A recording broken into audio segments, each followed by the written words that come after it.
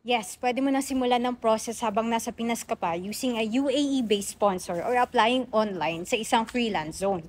Magkano? Well, I'll be honest with you. If may steady at sapat ka na clients, okay naman to take the risk kasi malaki naman ang rewards in the long run.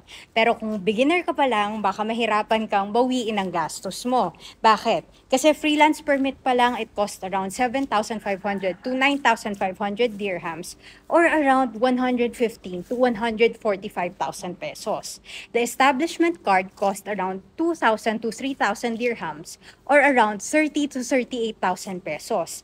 Freelance visa is optional and only kung gusto mo namang manatili doon. Add ka lang ng 4 to 5k dirhams for this, and for the medical test and insurance, it's around 1,500 dirhams or roughly 23,000 pesos.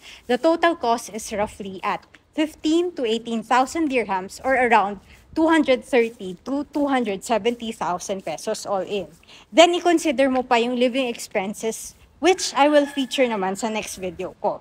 Follow the Kabayan Explorer on TikTok and YouTube for more tips living and working abroad. Good luck, Kabayan!